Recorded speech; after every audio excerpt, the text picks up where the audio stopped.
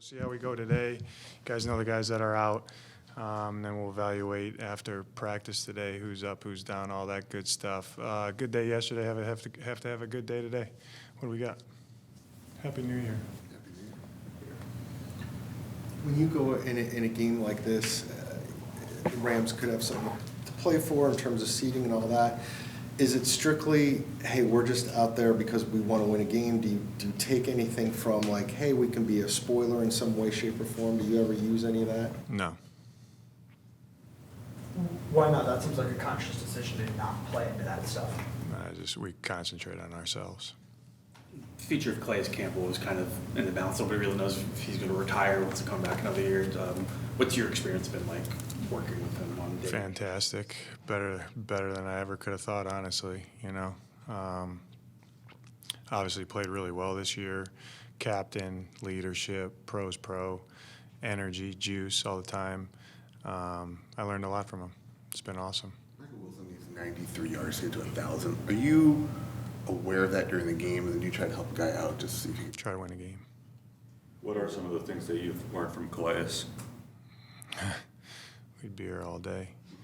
I mean, I'll keep that between us, but I think not like in a secretive way, just, you know, like I pick players' brains, you know what I mean? He's been at a lot of places. He's had a lot of success, you know, from everything from defensive line play to how we structure a team meeting to the schedule to everything, you know what I mean? He's been around the block, and he's got he's a really good resource, you know, because of how long he's been doing it. And he's been awesome for our players, too. I know that. For our younger guys, he's been a really good resource for them. In what ways have you seen that the younger players have been able to learn from him? I mean, they just see how he approaches his daily business, you know. I mean, when you talk about winning behavior, he displays it every day, you know. So that's been cool for our guys to see. Does he offer, I guess, advice or just help on, you said team meetings and whatnot, or do you go to him and say, hey, what do you think about this? Yeah. I mean, you know, he's obviously a captain, so I talk to those guys a lot. And just pick his brain. With a season like this, does it become even more important to have a guy like that in the locker room to kind of help keep things together? Yeah, I think, you know, that's why it hasn't. Obviously, we're not happy about how the season went, but there's nobody in there right now that's dreading going to practice. I know that. That comes from the leadership in the locker room, you know.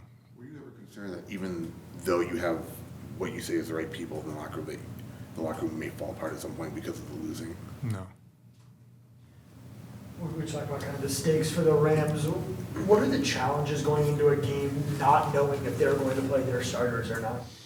I mean, you just prepare like you normally do, you know what I mean, for any game. So you got to be aware of who they have in the game, what they're trying to do and get done, and go out and execute. And, you know, I always say, like, there's, how do I say it, like, you can get caught up a little bit sometimes of the other team too. Like, everybody, you know, obviously you got to know your opponent, things like that, but we got to control us. That's the most important thing. But do you have like contingencies based on who's out there and different ways of playing? Yeah. Kyler's a really competitive guy. I don't think the season has gone quite the way he imagined, but how have you seen him kind of adjust from that role of maybe going from the starter to having kind of be the guy in like the meetings and practices and stuff? He's a pro too, you know, and I know he's probably not happy how the season went, you know, with his health, and he'll come back better than ever. How important is for a guy like that who might not be playing but still to be an active voice in the court? Huge, you know what I mean? I mean, but if you're not playing, you obviously have a different role, you know, as it relates to the entire system in there. So, and guys have done a good job of that because we've had guys out of the lineup, but they just take it one day at a time, and they're pros. We've seen the offense in a lot of ways kind of look like it seems like it was designed to look in a lot of different ways with Jacoby accessing the under center play action game. In retrospect, do you feel like you did enough to build this offense around Kyler when you got Yeah. That's how I feel.